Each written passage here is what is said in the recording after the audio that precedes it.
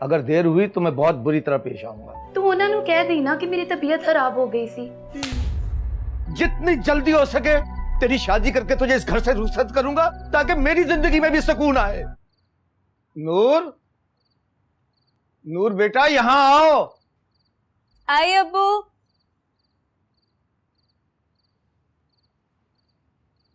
अस्सलाम वालेकुम अब्बू। वालेकुम। ये तुम इतनी तैयार हो के कहां जा रही हो? अब्बू वो मेरी स्कूल की सहेली की आज शादी है और उसने बहुत मान के साथ मुझे बुलाया है। तो अब्बू मैं बस थोड़ी देर के लिए जाना चाहती हूँ। तुझे अच्छी तरह पता है कि ये बातें मुझे पसंद नहीं है। जी अब्बू पर बस थोड़ी देर के लिए। अच्छा ठीक है, मुझे खाना दो फिर उसके बाद चली जाना। और सुनो, जितनी जल्दी हो वापस आना। अगर देर हुई तो मैं बहुत बुरी तरह पेश आऊंगा। जी अब्बू देर नहीं होगी। हाँ ये प्यार व्यार वाली बातों से ना मुझे दूर रखो। फिलहाल तो मुझे अब्बू की टेंशन हो रही है। बहुत देर हो गई है, वो बहुत गुस्सा होंगे। सोनी मैं क्या करूं? एक तू ते तेरे अब्बू यार, तू उन्होंने कह दी ना कि मेरी तबीयत खराब हो गई सी। तुझे पता है ना मुझे ये बातें पसंद नहीं है। जब मैंने तुझे कहा था कि जल्दी आना तो फिर क्यों देर की तूने? अब्बू मैंने जान के देर नहीं की, वो तो बस अचानक सोनी की। बकवास बंद कर। सोनी सोनी सोनी, अब तू एक झूठ को छुपाने के लिए 100 झूठ बोलेगी और मैं क्या करूं तेरा? मैं तुझे समझा समझा के तंग आ गया हूं। बस अब मैंने तेरा एक ही इलाज सोचा है। जितनी जल्दी हो सके तेरी शादी करके तुझे इस घर से रुखसत करूंगा ताकि मेरी जिंदगी में भी सुकून आए।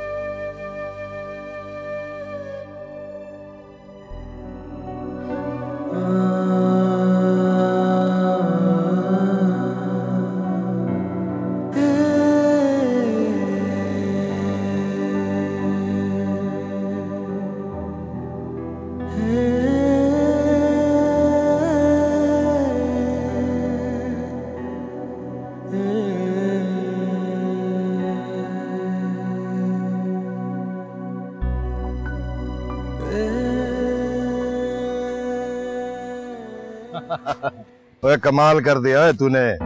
आखिर तूने मना ही लिया लादिता को। कैसे ना मानता, जान से जाना था उसने। ओ नहीं नहीं, ओए जान से ज्यादा इज्जत अजीज होती है इन कमी कमीनों को। इनकी इज्जत की गर्दन पर पैर रखो ना तो जान खुद ब खुद निकल जाती है। ऐसा ही किया था। आपकी ट्रेनिंग है, फेल तो नहीं होना था। तू सही मेरा जानशीन बन रहा है। इसका मतलब है कि सड़क के साथ साथ सारी जमीन अब हमारी हुई। हम चाहे जितनी मर्जी महंगी बेच दें गवर्नमेंट को। वैसे अब्बू जी, उसकी बेटी। मैं जानता हूं तू क्या कहना चाह रहा है, और अभी नहीं। तू जानता है ना कि सारा इलाका लादिता के साथ था इस मामले में। हमें थोड़ी सी एहतियात करनी पड़ेगी। तेरी ख्वाहिश जरूर पूरी करेंगे, लेकिन थोड़ा सब्र कर। सब्र का फल मीठा होता है, बहुत मीठा।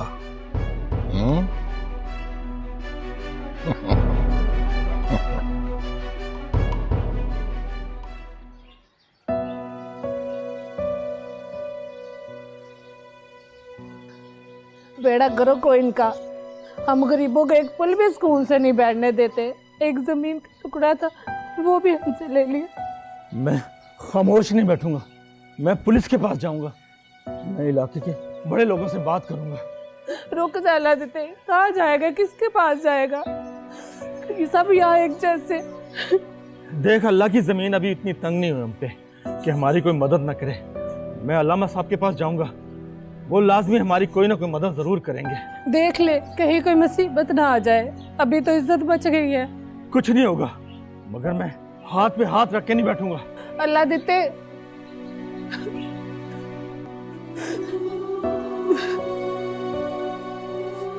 अम्मा अब्बा से कहे छोड़ दे, वो लोग बहुत खतरनाक है, नहीं चाहिए मुझे वो जमीन।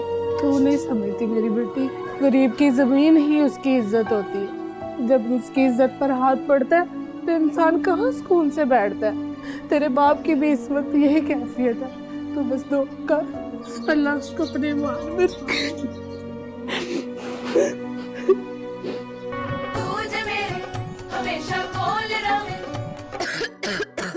सॉरी।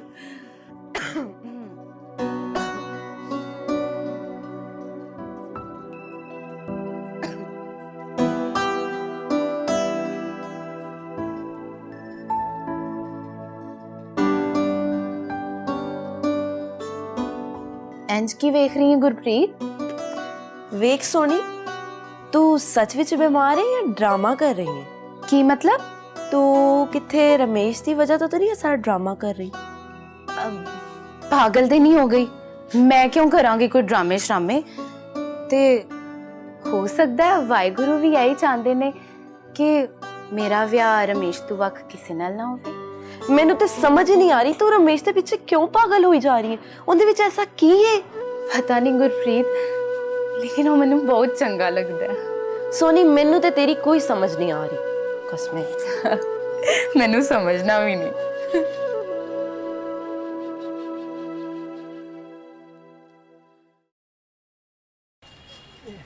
यार दो चावा। यार रमेश, मुझे ऐसा लग रहा है कि हमने ठीक नहीं किया। यार अमर, और छड़ दे इस गल नू। तू जो किता ना ठीक ही किता है। एवी वैसे गल्लां दी गल तो मैंने एक गल ते दस, तेनू सोनी दी सहेली नू वेख के होया की सी? कौन? ओ हो ओ बहुता शोखा ना हो, सब पता है मैनू, दस नहीं रहा मैनू। नहीं ऐसी ऐसी कोई बात नहीं है यार, तुझे वहम हुआ ऐसा।